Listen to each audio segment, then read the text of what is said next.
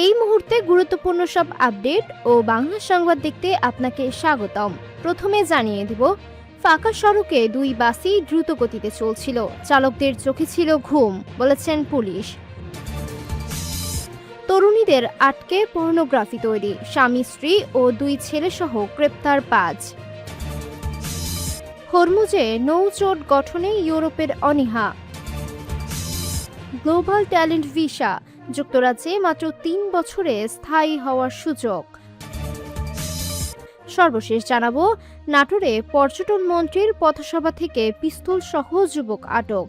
শিরোনাম শুনলেন, এবারে বিস্তারিত। তবে একটা অনুরোধ থাকবে, এই ভিডিওতে একটা লাইক ও কমেন্ট করে জানিয়ে দিন কোন জেলা থেকে বা কোথা থেকে দেখছেন। ফাঁকা সড়কে দুই বাসই দ্রুত গতিতে চলছিল, চালকদের চোখে ছিল ঘুম, বলেছেন পুলিশ। সিলেটের ওসমানীনগরে দুই যাত্রীবাহী বাসের মুখোমুখি সংঘর্ষে 9 জন নিহত হওয়ার পেছনে চালকদের গাফিলতিকেই প্রাথমিকভাবে দায়ী করেছে পুলিশ। সকালে ফাঁকা মহাসড়কে দ্রুত গতিতে চলছিল বাস দুটি। দুই চালকেই ঘুম ঘুম চোখে গাড়ি চালাচ্ছিলেন বলে জানিয়েছেন হাইওয়ে পুলিশ। শুক্রবার 7 আগস্ট সকাল 7:10 দিকে ঢাকা সিলেট মহাসড়কের ওসমানীনগর উপজেলার কাশিকাপন এলাকায় এই দুর্ঘটনা ঘটে। ঢাকাগামী ইউনিক পরিবহন ও সিলেটগামী বেঙ্গল পরিবহনের দুটি বাসের মধ্যে মুখোমুখি সংঘর্ষে 9 জন নিহত হওয়ার পাশাপাশি আহত হন আরও অন্তত 30 জন। দুর্ঘটনার পর দুই বাসের চালকই পালিয়ে গেছেন, তাদের খুঁজে বের করার চেষ্টা করছে পুলিশ। দুর্ঘটনায় নিহত 9 জনের মধ্যে 5 জনের পরিচয় পাওয়া গেছে। তারা হলেন কিশোরগঞ্জের কুলিয়ারচর উপজেলার লক্ষ্মীপুর এলাকার হাজী সাইফুল ইসলাম, বয়স 50, ঢাকার বিক্রমপুরের বাসিন্দা ও বর্তমানে সিলেটের চণ্ডীপুর এলাকার জাহাঙ্গীর আলমের 3 বছর বয়সী মেয়ে জাইফা, সিলেট নগরের সুবহানীঘাট এলাকার উত্তম রায়ের ছেলে সপ্তম রায় প্রীতম, বয়স 22, কিশোরগঞ্জের ভৈরব উপজেলার চণ্ডীবর এলাকার বাবুল মিয়ার মেয়ে বাউল শিল্পী পেহেলি ভৈরবী, বয়স 17 এবং ব্রাহ্মণবাড়িয়ার নবীনগরের আবুল হোসেন, বয়স 44। দুর্ঘটনার একটি ভিডিও ইতিমধ্যে সামাজিক যোগাযোগ মাধ্যম ফেসবুকে ছড়িয়ে পড়েছে। ভিডিওটি ইউনিক পরিবহন বাসের পেছনে থাকা একটি গাড়ির ক্যামেরায় ধারণ করা হয়েছে বলে ধারণা করছে পুলিশ। তরুণীদের আটকে পর্নোগ্রাফি তৈরি, স্বামী স্ত্রী ও দুই ছেলেসহ গ্রেপ্তার 5। নোয়াখালীর বেগমগঞ্জ উপজেলার পার্লারে চাকরির প্রলোভন দেখিয়ে বিভিন্ন জেলা থেকে তরুণীদের আটকে রেখে জোরপূর্বক পর্নোগ্রাফিক ভিডিও তৈরির চাঞ্চল্যকর তথ্য সামনে এসেছে। পুলিশ অভিযান চালিয়ে এই চক্রের মূল হোতা স্বামী স্ত্রী ও তাদের দুই ছেলেসহ 5 জনকে গ্রেপ্তার এবং 4 তরুণীকে উদ্ধার করেছে।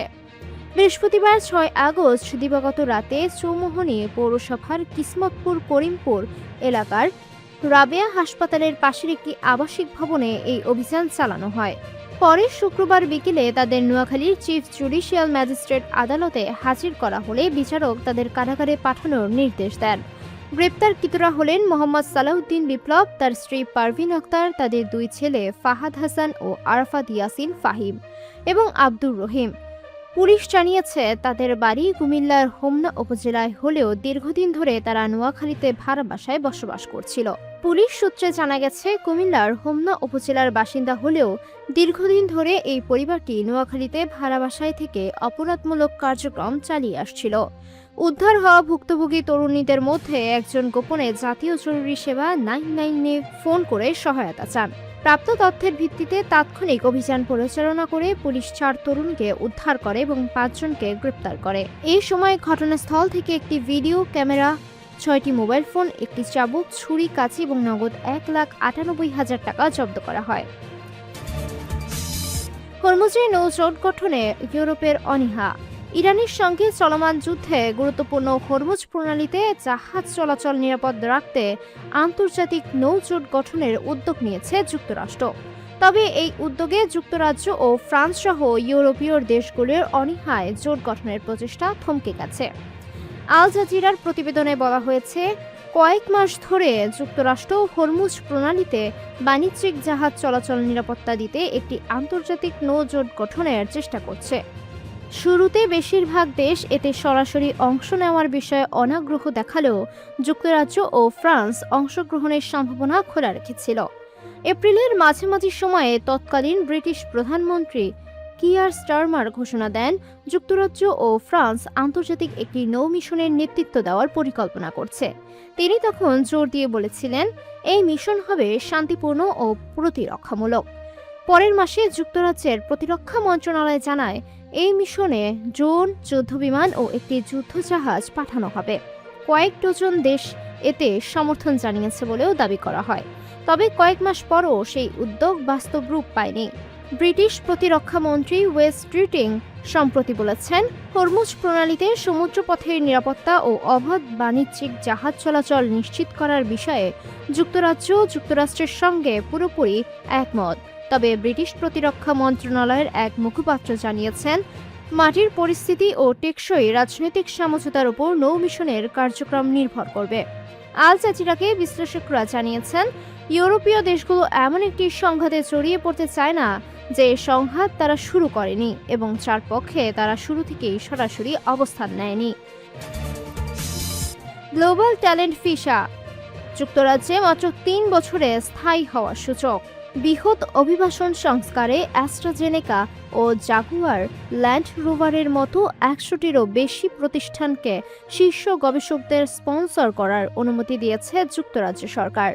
এর মাধ্যমে যোগ্য গবেষকদের মাত্র ৩ বছরে যুক্তরাজ্যের স্থায়ী বসবাস লাভের পথ সুগম করা হয়েছে। যুক্তরাজ্যের দক্ষ অভিবাসন নীতিতে ঐতিহাসিক পরিবর্তন এনে সরকার গ্লোবাল ট্যালেন্ট ভিসার অ্যান্ডারসর্ট ফান্ডার পদটিকে ১০০টির বেশি গবেষণা নিবিড় বাণিজ্যিক প্রতিষ্ঠানের জন্য উন্মুক্ত করে দিয়েছে। ৬ আগস্ট ঘোষিত এই সংস্কার স্কিলড ওয়ার্কার ভিসা মডেল থেকে একেবারেই ভিন্ন। স্কিলড ওয়ার্কার ভিসায় যেখানে স্থায়ী বসবাসের জন্য ৫ বছর অপেক্ষা করতে হয় এবং ভিসা নির্দিষ্ট প্রতিষ্ঠানের সঙ্গে আবদ্ধ থাকে, সেখানে গ্লোবাল ট্যালেন্ট ভিসার অধীনে অ্যান্ডারসর্ট প্রাপ্ত গবেষকরা প্রতিষ্ঠান পরিবর্তন, পরামর্শ কাজ বা স্পিন আউট কোম্পানি শুরু করার পূর্ণ স্বাধীনতা পাবেন। সরকারের প্রস্তাবিত আর্নড সেটেলমেন্ট সংস্কারে বেশিরভাগ ভিসার ক্ষেত্রে বসবাসের সময়সীমা ১০ বছর করা হলেও গ্লোবাল ট্যালেন্ট ভিসাধারীরা ৩ বছরের দ্রুততর পথটি ধরে রাখবেন। এমনকি স্কিলড ওয়ার্কার ভিসায় কাটানোর সময়ও এতে গণনা করা হবে, যদি আবেদনের সময় গ্লোবাল ট্যালেন্ট স্ট্যাটাস থাকে। নিয়ম অনুযায়ী যে কোনো ১২ মাসের মধ্যে ১৮০ দিনের বেশি যুক্তরাজ্যের বাইরে থাকা যাবে না। তবে ইউকেআরআই বা দ্য রয়্যাল সোসাইটি কর্তৃক অ্যান্ডারস প্রাপ্তদের জন্য গবেষণাজনিত কারণে বিদেশে অবস্থান এই সীমার মধ্যে ধরা হবে না। নাটোরে পর্যটন মন্ত্রীর পথসভা থেকে পিস্তল সহ যুবক আটক।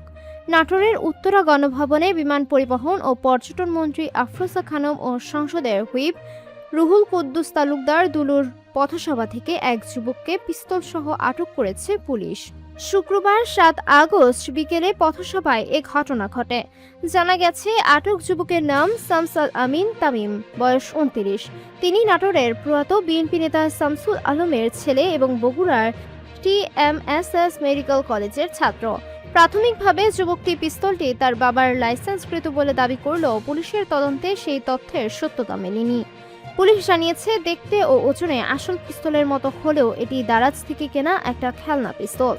নাটোর সদর থানার ওসি মনসুর রহমান বলেন, শুক্রবার বিকাল ৩টার দিকে উত্তরা গণভবন পরিদর্শন শেষে গেইটের সামনে আয়োজিত পথসভায় বক্তব্য দেন মন্ত্রী ও হুইপ। তিনি বলেন, বক্তব্য শেষে মন্ত্রী ও হুইপ মঞ্চ থেকে নামার সময় তানিম তাদের কাছে চলে যান। এ সময় সন্দেহ হলে পুলিশ তাকে জিজ্ঞাসাবাদ করে। পরে তার কাছে একটি পিস্তল পাওয়া যায়। অতিরিক্ত police super Iftek higher Alam বলেন, খেলনা পিস্তল হলেও কেন সে সমাবেশ স্থলে গেল তা তদন্ত করে দেখা হচ্ছে।